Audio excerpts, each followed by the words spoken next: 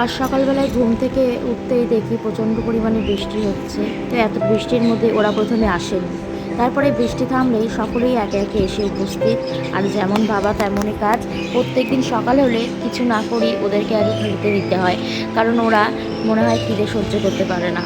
আর দেখো, প্রত্যেকটা দিন সকাল হলেই এরা এত এসে কিচিরমিচির করতে শুরু করে যে ওদের ডাকেই মনে হয় সকালটা ভাঙে।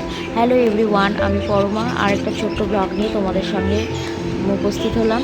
তো দেখো, পাখিদের এই দৃশ্য দেখতে এত ভালো লাগে প্রত্যেকটা দিন। আর ওরা বেশ আজকের সংখ্যাই বেশি ছিল। তো তারপরে দেখো, ভাবলাম যে সকাল সকাল গাছে এতই ফুল ফুটছে, কিছুদিন পরে আবার এই ফুলগুলো ফুটবে না, কারণ বর্ষার সময় এই ফুলগুলোই বেশি পাওয়া যায়। তো সেইগুলোই আমি তুলে আর কি ঠাকুরকে দিই। এদিকে দেখো বেশ কিছুটা ফুল হয়েছে, সমস্ত ফুলই আমি সাজিয়ে তুলে রাখছি। আর এদিকে দেখো রেড কালারের অ্যালমন্ডা আছে, এটাও বর্ষা পড়াতে বেশ গাছে অনেক প্রায় ফোটে। তারপরে এগুলো আছে সাদা নয়নতারা, আজ বেশ কিছুটা সাদা নয়নতারা তুলেছিলাম। আর নাকচম্পা গাছে গিয়ে দেখি আর খুব একটা ফুল ফোটেনি, একটা ফুল ছিল, তো সেটাই আমি তুলে নিলাম। আর এদিকে দেখো ছোট্ট একটা ফুল, তো হলুদ রঙের ফুলটা এত সুন্দর মিষ্টি লাগছিল, তো ওটাকেও আমি ছবি তুলে নিলাম।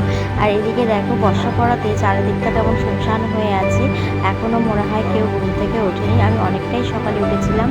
আর তারপরে আমার যে বারান্দাতে ব্যালকনিতে যে তুলসী গাছটা থাকে, সেটাতে আমি একটু সকালবেলা স্নান করে আর কি প্রথমে একটু জল আর একটু ফুল দিই, আর একটা ধূপ ধরিয়ে নিচ্ছিলাম। তো দিনের শুরুটা এইভাবে করলে মনটা খুবই ভালো হয়ে যায়। তো আজকে সেটা করতে পেরে খুবই ভালো লাগছিলো। রোজ দিন হয়ে ওঠে না, তো যখন যেভাবে সময় পাই তখন সেভাবেই আমি করার চেষ্টা করি।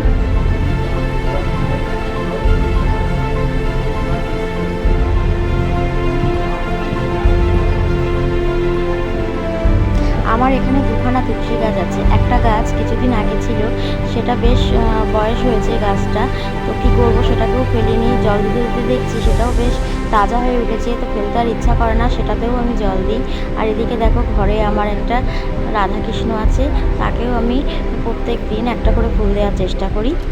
তারপরে দেখো রান্নাঘরে চলে এসেছি। প্রত্যেকদিন সকাল হলে আরেকটা কথাও মাথায় চলে আসে যে আজ কি রান্না হবে। তো যেগুলো ছিল সেগুলোই আগে আমি রান্না করে নিলাম। তারপরে তো বাজারে যাওয়ার পালা, বাজার থেকে আসলে তারপরে বাকি রান্নাগুলো হবে। আর এদিকে দেখো বর্ষা পড়াতে মুড়িগুলো আনতে না আনতেই কেমন নরম হয়ে যায়, তাই সকালবেলায় ভাবলাম চায়ের সাথে একটু মুড়ি খাওয়া যাক। তো সেই জন্য একটু হালকা করে আর কি ভেজে নিচ্ছি মুড়িগুলোকে, তাহলে কি হয় মুড়িটা একটু মুচমুচে হয়, খেতেও ভালো লাগে। তো আমার মতো এইভাবে কে মুড়ি গরম করে খাও, কমেন্ট করে অবশ্যই জানিও। আর এদিকে বেশ কিছুটা সাবু ভিজিয়ে দিলাম। তো আজকাল এই সাবুর পকোড়াটা প্রায় দিন আমাকে করতে হচ্ছে, সবাই খেতে খুবই পছন্দ করছে। আর তারপরে আমার চাটাও বানিয়ে দিলাম।